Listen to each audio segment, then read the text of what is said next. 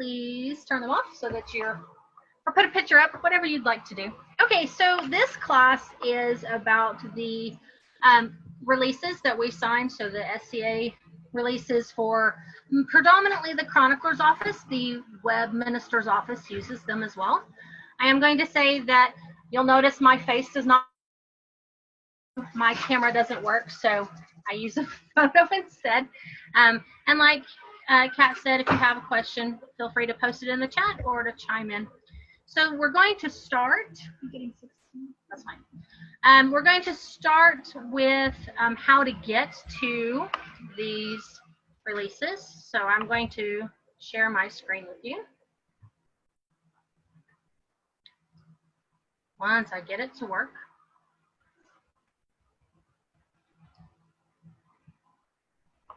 That's what I want. Okay, so in order to find the releases that we're talking about, you're going to go to the Instructor webpage, and then under Officers, you're going to come over to, hold on, I gotta get this window out of the way. There we go. You're going to come over to the chronicler's office,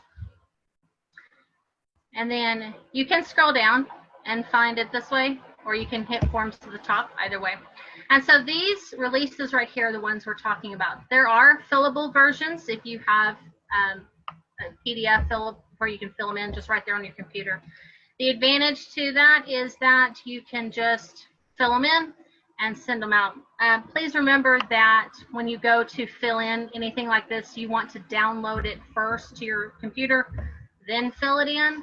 Otherwise, if you fill it in before you download it, you nothing except a blank form when you reopen it and you go, oh, all that work I just did. Okay, so the first one we're looking at is the photograph grant of use form. This is also known as the photographer form. The things that you have to have in order for this to be a valid release, you must have the legal name of the photographer. It has on here legal name, SCA name. This is optional. It's great to have, especially if somebody just says, oh, well, a photo taken of me by Baroness Katerina. Well, if the release that Baroness Kat gives me does not say her name right here, then you have to hope that whoever the Kingdom Chronicler is, or the local chronicler, or your web minister, or whoever's using it knows who the person is. So legal name, SCA name, and then the photo entitled. So if you take a photo at Queens and you want to allow it to be used, then you could title this, you know, photo at Queens, or you could say group photo, or some photographers have very detailed titling they use, but you don't have to put a title in there. If you're just going to take photos and you want to say, hey, you can use whatever you want, you can put any and all, or you can just leave it blank. Then the grants of use. This is where you get to pick how exactly you want to let your photos be used, how often you want to let them be used, if you only want them going in a specific publication or just with the website, then you would pick which one you want. So the first one is published once in an issue of. You would pick which newsletter, the Black Star, your local group newsletter, whatever. You no more than a set number of times. So let's say you want to allow the Kingdom Chronicler to use it up to 10 times in the Black Star. Then you would put the number 10 there, and you would also have to put the publication above. So that one involves filling in up here and here, and then checking there. Let's see, along with an article. So if you're submitting, let's say you do an A&S project, and you have photos that you take of your A&S project, and you're submitting it along with an article talking about this awesome project you made or this great research you've done, then that's where that would go. Published with any article or as a standalone. So if you want to allow the chronicler using it to pick and choose how they use it, then that's what you would pick. If you want it just on the website, then you would enter in whichever website. So if you're doing it for the Barony of Nimron, or if you're doing it for the Kingdom of Onstiora or whatever. And then if you want it on available for any website or similar media. This one right here, this allows us to use your photos not only on the websites, but also on Facebook, on the social media stuff that, oh, I just lost her SCA name. Libby. Sorry, I'm so bad with mundane SCA names anymore. They all blend. Elsa. Elsa, thank you so much. I totally blanked on her name. And she's our social media person right now, and so that would allow multiple people to use it. This box right here is the one that we would wish and prefer you to use. This allows chroniclers and web ministers and social media people, etc., to use your photo anytime we want, anywhere we want, multiple times from now until forever. So the perpetual grant of use basically says, you know, I'm giving you this photo. You can use it however you want. You can use it for as long as you want. And this box right here, of course, is our preference, because then let's say you picked a set number of time, like it can only be published 10 times, and then 5 years down the road, someone comes to the current Kingdom Chronicler and says, hey, 5 years ago you ran this photo and it's awesome, and I'm doing a memory book, or I'm doing a look back at, or something like that, and I want to use this photo. Well, if it's already been used a set number of times, the chronicler has to then contact you and track you down and say, hey, you know, we've already used it 5 times. Can you please fill out a new release? Of course, it is entirely up to the photographer. If they only want it used a set number of times, that is their right. But this one takes away that I don't know issue of, well, I don't know, you know, I don't care. And you'll run it a lot if you're asking people to fill out releases, especially this photographer one. They'll be like, well, I don't know what to call it. Well, they don't have to. They can leave this title blank. Or they'll be like, I don't care how you use it, or how, then this is what you want to get them to check. So if you're having someone fill this out for you and they do the I don't know, I don't care, which you're going to get a lot, then this is the box you want. And then they do have to sign it. We have started accepting digital signatures, but in order to do that, they have to do this fillable PDF. If they've printed it out and are filling it out by hand, obviously they're going to have to sign it by hand and then scan it in and email it to you, or hand you the original. Date, it has to have a date. It does not have to have email address or mailing address. This would allow us to be able to contact them again in the future. So if they only allowed it to be used one time or in a set publication, please encourage at least the email address. So if someone wants to try to contact them again later saying, hey, I'd like to reuse this, then they have a way to contact the person. So with the photographer release, the person who takes the photo has to fill this out, but also the person who owns the equipment has to fill this out. This is a relatively new change that's come up in the past 4 years. But if I'm at an event and I'm taking pictures with my phone or with my camera, and somebody next to me goes, oh, hey, can I borrow your camera to go take pictures of the rape you're fighting? And I say, sure, and I hand it to them. And then that photo gets submitted. They have to have a release from the person who physically took the photo, so the person who held down the button, and the person who owned that equipment. So if you rent a camera, I don't think anybody does that anymore except for very professional photo shoots, but you never know, it could happen. If someone so if you're having someone fill this out before they submit it, just double check and say, hey, so the camera that you used to take this photo, does that belong to you? And if they're like, well, duh, because I've gotten that response that people look at you like, why would you even ask? But I have run into cases where the camera didn't belong to the photographer. And so then you'll have 2 photographer releases, one for the person and one for the equipment. And if it's for the equipment, then again, legal name. But right here where they're putting the name of the photo, they can just put photos taken by and whoever took that photo, and then a note on here saying that it was their equipment. That way we know why we're getting 2 photo releases for the same picture, because then we're going to be like, what's going on? And that happens a lot. So that's the photographer release.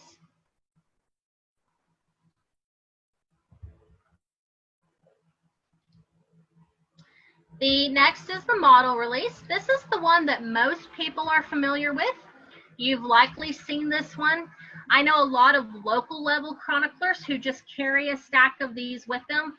About, 1, 2, 3, 4, 5, 6, So about 10 years ago, when we first started having to push for releases, because I was a local chronicler at the time, I know that I carried a stack of these with me to my local pop meetings, my fighter practices, anywhere I knew I was going to see the members of my populace, and I would just walk around everyone going, hey, have you done a model release yet?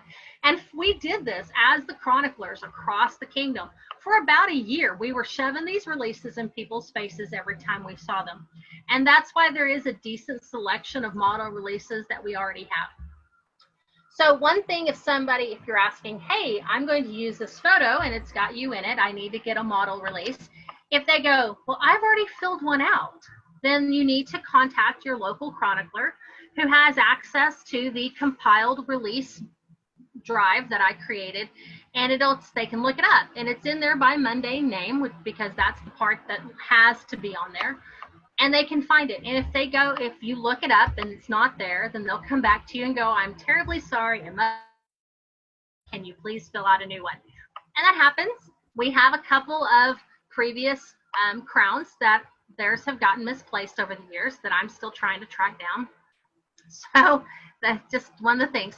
So if you're looking at the model release, the thing with model, well, okay, I'll talk about that in a second. Let's go through this. Again, legal name, SCA name. This one says permission for an SCA photograph taken by. So if they only want photos taken by a certain person to be used of them, then this is where they would write it down. So they would put Baroness Katarina, or they would say Master so-and-so, or Billy Bob Thornton, I don't know, whoever, okay? Why he'd be taking photos, I don't know. That's just the name that popped out. I use Billy Bob a lot in my classes. If they don't care, they can put any and all, or any, or again, they can just leave this one blank. If you leave this spot blank, it's assumed that any photo of you is acceptable, okay? Now in this one, option 1 is the one we prefer. Option 1 says you can use any photo of me taken by any person in any format, web, social media, newsletters, print, I don't care, here you go. And this is the one that we want people to use, but you says I reserve the right to ask that any specific picture on the web or electronic media be removed. They do retain that right. So let's say that the website's got a picture up of all their populace members, and they see it and they're like, I really don't like that picture. It's not a good side, or I was having a bad hair day, or it's just not one I like. They can ask it to be removed, and it has to be removed. You'll notice it says on the web or electronic media, because once it's in print, you can't get rid of it. So they can ask it to come off of the website or social media or whatever. Although we all know once it's on the internet, people are going to still have that photo. They just don't want it associated with that thing perpetually. But once it's in a newsletter, it's going to stay in a newsletter, because we're not going to go back and rip them all up or reclaim them all or whatever. So just be aware, if you're filling one of these out, that's what option 1 is. Again, this is the easiest one for the chroniclers and the web ministers and the social media people, because then we don't have to track you down again. The other options, which are just partial use, this first one, you can publish it once in an issue up. Again, you would specify which newsletter you're allowing it to be published in. Publish no more than a set number of times in the above publication. So just like the photographer release, you have to specify the name of the publication and the number of times. Publish my photo with an article. So if you've submitted an article about something you wrote, but you want to include a photo of yourself with it, then that's where this one would go. Publish my photo in any reprint. So let's say you've allowed it to be used in the Black Star, but you also said that it can be used in a reprint, then that's what this would be. Website. So you would again specify the website. Or publish with any article. This one right here is pretty much the same thing as this one up here. And I'm not sure why they have the repeat, other than this one doesn't say that you reserve the right to ask it to be removed. So that's the only difference between this option and option 1 right here. Is this one you reserve the right to ask it to be taken down. If you put this one right here, then you don't reserve that right. So if you click this button right here and you ask someone to take it off the website, technically they can tell you no. I don't see as how they would or why they would. The only time I've ever seen something be questioned about that is where they didn't have a photo to replace it. And the web person basically said, I don't mind taking it down once you give me something to replace it with. That at that point, that's between them and the web minister, and that has very little to do with me on the chronicler side. But just be aware that that's the difference between this button, option 1, and this last one here. And then again, signature, date. This one includes a spot for legal guardian name. This is if you are filling this out for your child. If you are filling this out for your child and you consent to have your child's photo used, there's additional information here that you need to read. You also have to include the age of the child, because we need to know how long this release is good for. So if your kid is 16, when you sign this for them, this release is only good for 2 years, because at 18, this release is no longer valid, and we have to find that person and say, hey, now that you're 18, would you please sign one of these on your own? So if you are a parent and you're filling this out for your child, or if you are a chronicler and you're talking to a parent about getting one for their child, just be aware that they have to print the parent's name and include the date of a child. Now, if you're asking a parent to fill this out, you have to have both parents that they live with. And there's some extra qualifications that go into that, and my chronicler should already know that. But the issue with children releases is you have to have both biological parents if living, and then step parent that they live with if the parents are separated. And so that can involve up to 4 releases and can get kind of confusing. Okay, so that's the model release. The last one is the creative works. Uh-oh, they haven't updated that one yet. I'll have to email them. We've been transitioning the websites over from one to another. Okay. That's all right. Because I have the originals.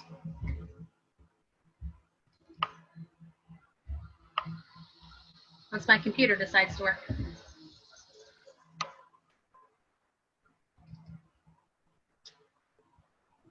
All right. There we go. My computer's being slow.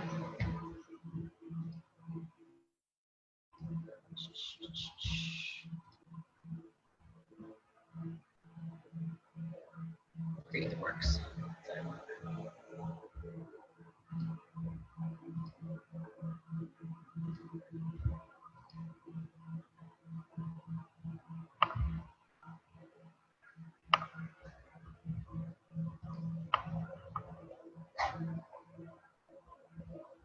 Okay, so creative works.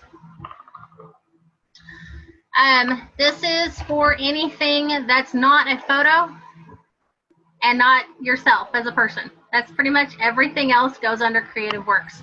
This includes, they even spell it out for you here. They tell you it can be an article, a story, a script, a poem, a song, artwork, and a map. You'll notice map falls under creative works. So again, legal name, SCA. Aubrey, can I interrupt for just a second? Yes, ma'am. We're still viewing your Explorer. We're not seeing the form. Okay, thank you. You have to share that specifically. All right, let me see if I can get it to work. Or move the form over to the screen that's shared. That might work too. My computer's acting. Hold on. You might need to go to screen share again and.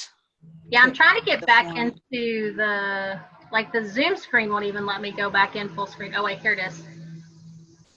Ha ha ha. Okay, can you see it now? Nope, it just said it stopped. All right, let me try again. Too many details. There we go. Now can you see it? Yes, ma'am. Awesome. Okay. Thank you for letting me know. It had paused on me and I didn't realize it had paused. Okay. So Creative Works, legal name, SCA name, and then here's where you specify what type of thing it is. Article, story, script, poem, song, artwork, map. If you're doing a generic any and all kind of thing, you can check every single one of those, or you can just right here where you put the title, put any and all. Some people do both. Some people just write any here, or some people just check all these. It doesn't matter as long as you tell us something. If you're just doing a specific article, then you would check article, so on and so forth. The map is where it gets complicated. If you're doing a event ad, or you're doing the map for an event ad, then you have to submit this for your map, because maps have to be pretty much hand created. You cannot use Google Maps. You cannot take a screenshot of maps, that type of map program. We have recently, someone asked me about a specific map program where it's, they give you basically the maps and then you go in and edit it. And I did get permission from Society for us to use that. So here in this next week, I'll be emailing all the local chroniclers with that information, so that gives us one more option. But that's why maps on here, because you pretty much have to hand draw your maps. Okay, so again, option 1 says, here's my stuff, you can have it and do whatever you want. And if you check option 1, you don't do any of the rest. I don't know why this line is not on here on the other 2 releases. It should be, but it's not. Again, publish it once in a specific issue, a set number of times. Only publish it electronically. So this would be one that the web ministers would get. If my work is a performance and you performed it at an event, let's say that you were doing a performance piece at Kingdom A&S, and you have someone record it, then that's where this would go. Website, and then if you want it on any publication, then this would be this one. Again, this is the same thing as 1, except in 1 it says that the SCA owns the work, and we get to determine how we use it. This one just says you can publish it however you want. So this one's a little bit less freeing for the SCA and gives you a little bit more control. And then this one has a little bit more that you have to go into. Basically what this is saying is if it needs to be edited, you're giving permission for it to be edited, whether that means part of it being taken out, it being cropped, split in different pages. Michelle, you have a question?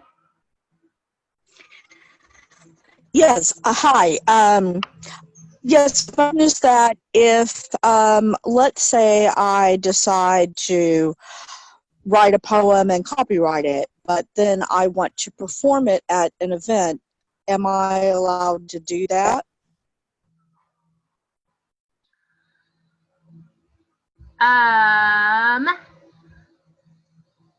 That's a good question, isn't it? Hold on.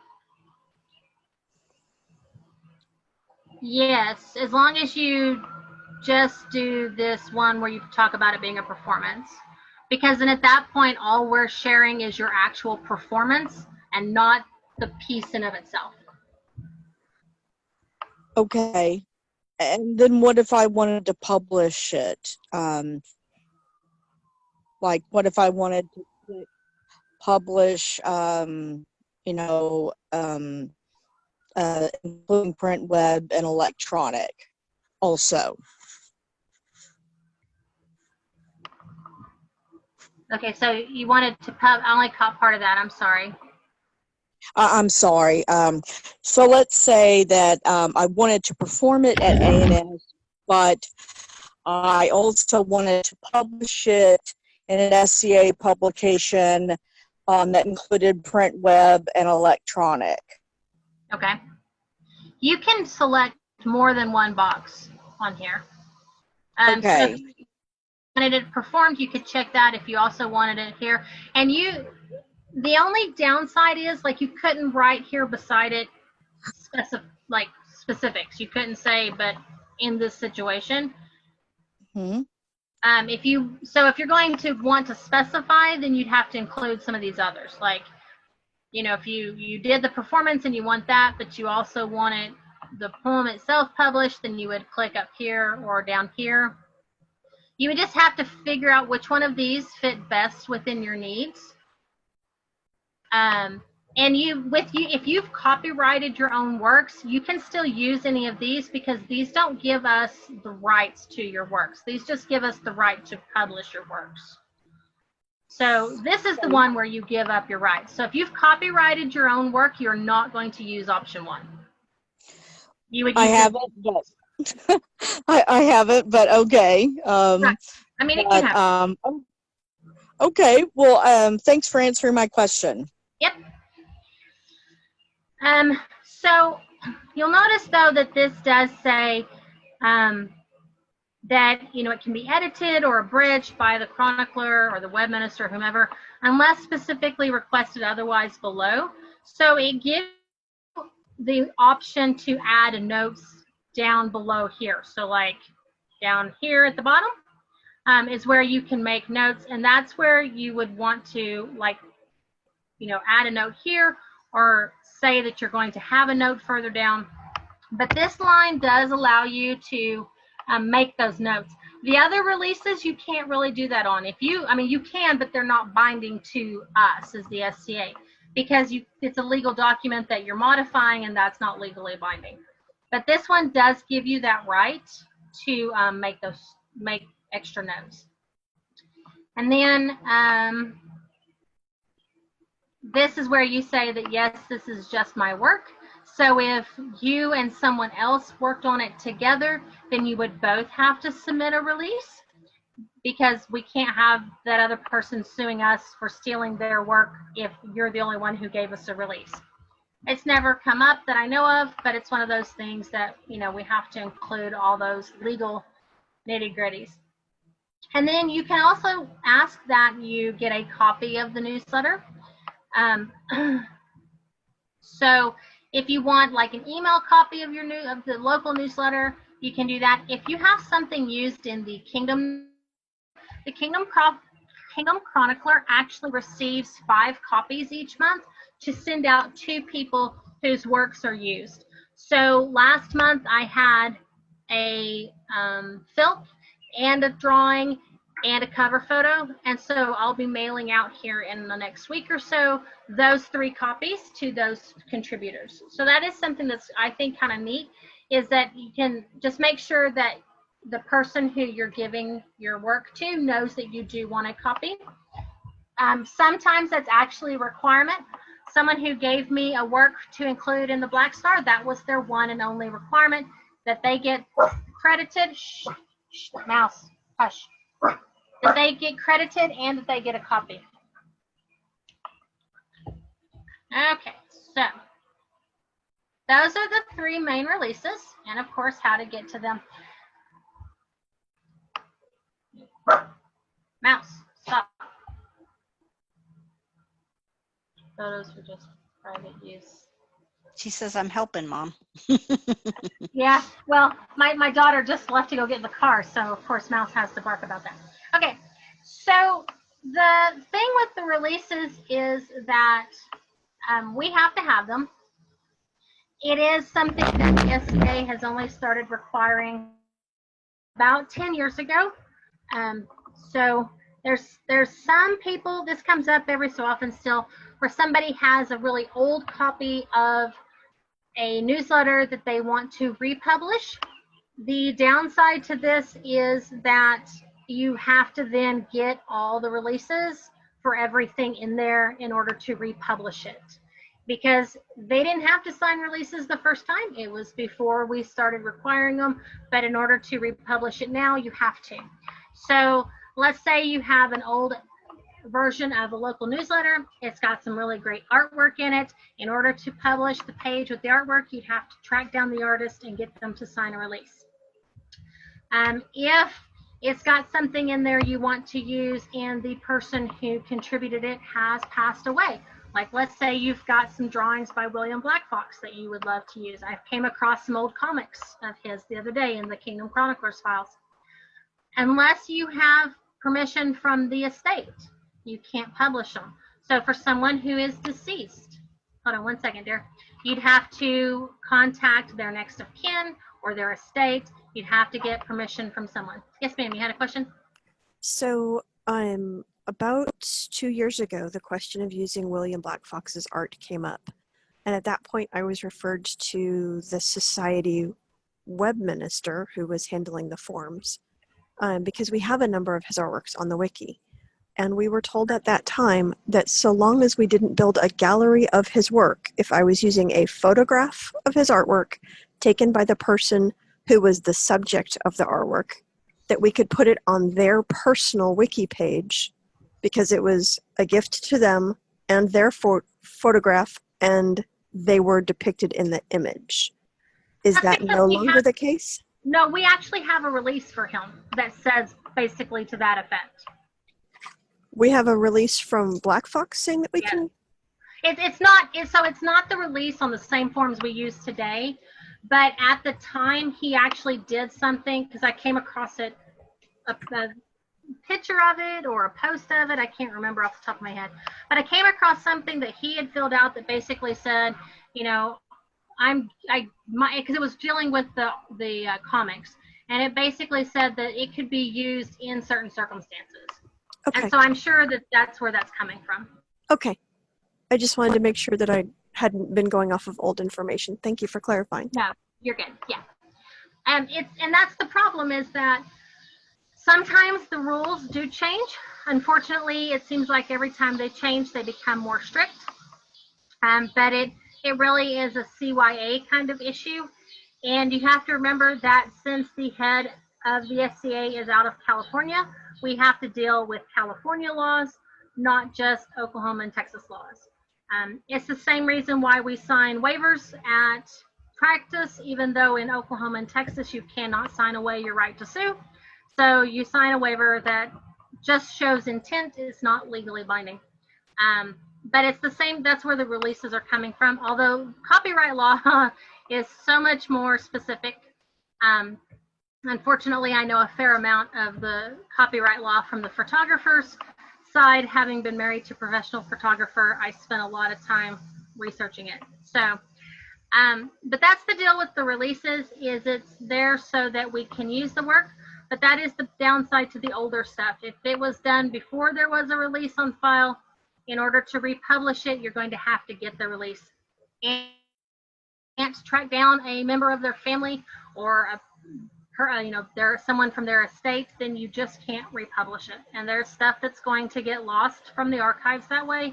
And unfortunately, it's just the way it is in our Sue Happy society. There's not a lot we can do about that. Okay, so Michelle, I don't think I understand your question. You said that I'm sure photos for just private use, not for any publication, is okay, right? I'm assuming you mean that you don't need releases if you're just doing private photos, in which case you're correct. The SCA doesn't care what you do with photos you take of people at events, as long as you're not trying to publish it on a website or in a newsletter or on the Kingdom Facebook page. What you do on your personal Facebook page, of course, is up to you. That's none of our business. But there actually is some officialness to the Kingdom SCA Facebook page now. It's not as unofficial as it used to be. So, do y'all remember, what was it, a year ago when we all got notification that official group Facebook pages were now considered official forms of communication, and you couldn't put stuff on there that violated the same, like the web ministers have to follow and whatnot? So that's what I'm talking about. About a year ago, they decided that official group Facebook pages counted as official communication. So those now fall under the same rules. Now, there are a little bit of differences as far as the releases go between the chronicler's office and the web minister's office. They actually have a little bit more freedom than the chronicler's office does, because theirs is just electronic And the assumption is, of course, that you can remove it from a website, whereas once it's in print, you can't undo that. So the chronicler's office is the side I'm coming from. So I'm going to be a little bit more strict, and I know that the web ministers have a little bit more latitude. I don't know the differences because I only deal with them on an occasional basis. So I know that they do the same forms we do, because if you're a local chronicler, you should be sharing the releases with your web minister back and forth, so that they'll have some that you might not have, but y'all should be sharing them together. It's not a bad idea for you both to have a copy in your drives so that both of you have access. And then the last that I want to talk on before I take any more questions is the photographers, or the model release. When you need one, when you need to fill one out, if you have done an individual photo, you're going to need to fill out a model release. If you are in a group photo that's a portrait style, you have to do a model release. So the cover of the September Black Star, which will be out in about a week and a half, is a photo at Border March Autumn Melees. It's a group of 5 people on the cover, but they are posed together as a portrait style. So I had to get releases from all of them before I could use that photo. If you take a photo of a group of people fighting, or just the crowd at an event, you don't necessarily need a release. And this is one of the differences between the web minister's office and the chronicler's office. The chronicler's office will tell you, if you took a picture of 2 people fighting, let's say you took a picture of 2 guys on the rapier field fighting, and you can tell by looking at them who they are, we are going to want a release. Now, I'm not talking about their arms or their outfit, their armor, or their swords. People in the rapier community are going to know that, but other people aren't. Or someone who's in the rapier community far south might not know the armor of someone up north, whereas the rest of us could all go, oh no, that's Orlando. We all know that's Orlando. That doesn't count. What I'm talking about is if you manage to get a shot and you can see his face through his mask, then you're going to want a photographer's release, or a model release, because you can see that it's him. Now, the web minister's office, I don't believe that they ask for a release at that point, because it's an action shot of them fighting and they don't have to be as strict. And I think that's where the difference comes in. If it's a melee and there's like 15 people in the shot, no, I don't expect you to track down model releases for them. I don't need that. But the general rule of thumb is, for the chronicler's office, if there are 5 people or less in the photo, we want model releases. And then the chronicler's office, at least, we try to encourage strongly that people don't use pictures of children unless you absolutely cannot tell who the child is at all, or there's no faces or that kind of stuff, because, it's easy. And yes, this whole class is all about the bureaucracy of the chronicler's office. Unfortunately, it's what we have to deal with, but this is so that you can use those types of things. Okay, so that's pretty much what I have to go through with the releases. Does anybody have any questions or thoughts or concerns? So you answered my question, I think, just now, because I had heard a lot of people say, if a photo is taken at an event, they don't need a model release because they signed a waiver to get into the event, but that's not necessarily true. Right. If it's that portrait style, they still do need a model release. Otherwise, they don't. Okay, that's good to know, because I've heard a lot of people say that, and now I know I can tell them that's not right. Right, and where that's coming from is the actual copyright rules. Actual copyright rules say that's the one who uses that portrait style designation. So if someone walks into a classroom, let's say it's a small class at Red Tape or at King's College or whatever, and walks in and takes a picture of the people in the room, and there's only 3 people sitting at the table, yes, it's an event. The chronicler's office is still going to ask for a release because it's only 3 people. If it's a group of, if there's like 8 or 9 people, then no. And that's where we care. The actual wording of the copyright rule says portrait style.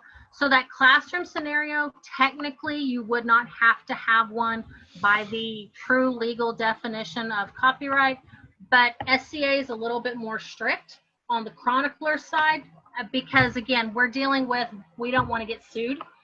Yep. And we tend to err on the side of caution. I would rather you get a release that you never needed than need one that you didn't get. Absolutely. Yeah, makes sense. Okay, thank you. Yep. Any other questions or thoughts? Yes, ma'am. Do we need a release to reprint an old Kingdom produced document that is not a newsletter, but like, for example, they used to mail out the Kingdom Law or the fighters' fighting rules or things like that? Do we have No. to have a release to reprint that? No, you don't, because that's not someone's creative work. That's kind of like the Declaration of Independence, that kind of stuff. It doesn't belong to any one person.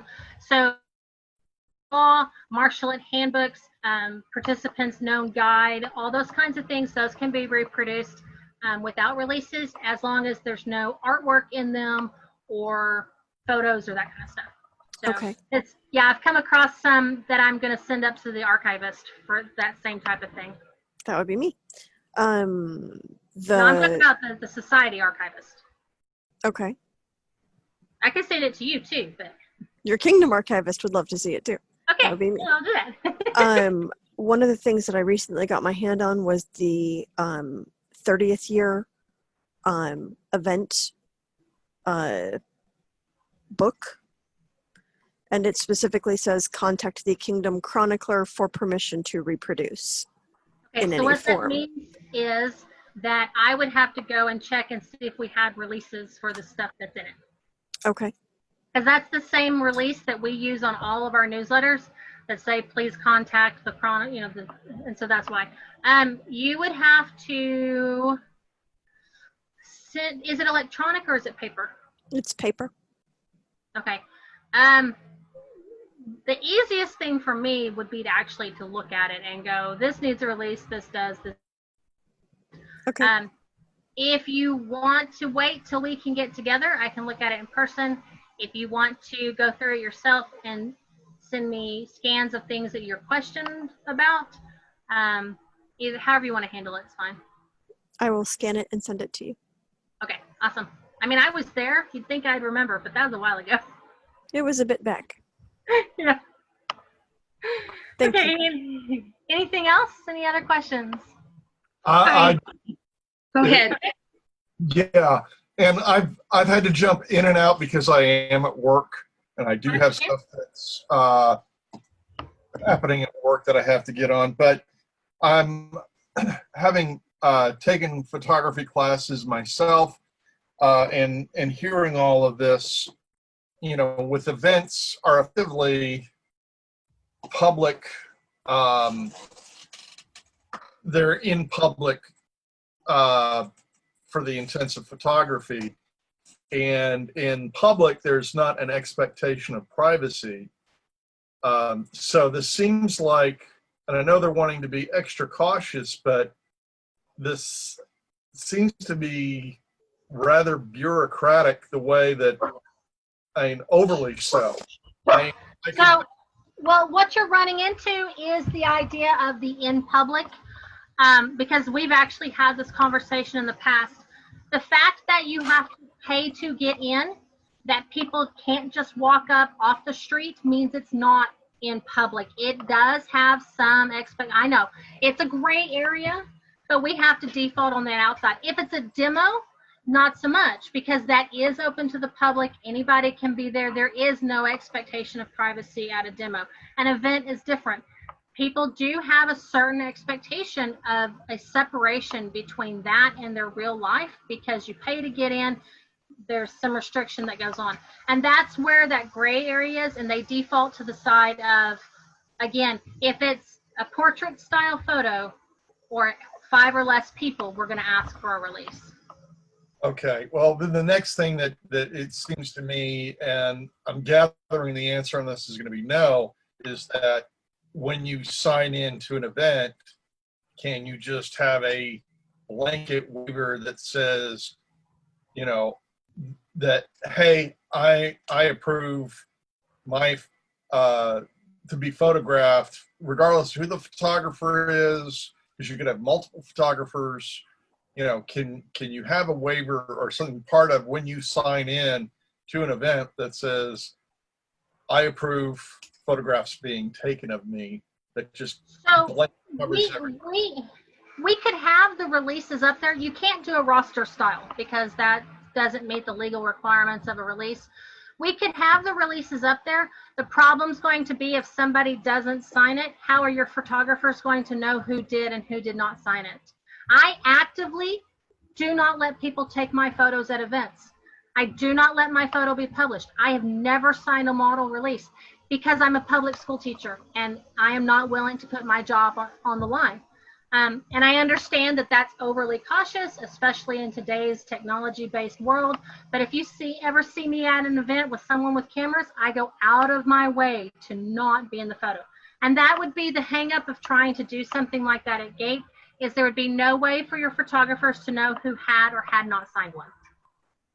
Also, I can't imagine it would be okay to say that it is a requirement for your participation at this event that you give up your right to control that image. Right. I'm not suggesting that. I'm not suggesting that, you know, if you're not willing to have your photograph, then you can't participate in the event. That's not what I'm suggesting. I'm suggesting that you have a waiver, and maybe it's not a roster, but a separate piece of paper for each individual that says, I'm okay with my photo being taken. And get that up front. That won't cover everybody, and I understand that in a group situation, you might have somebody who doesn't want to be photographed.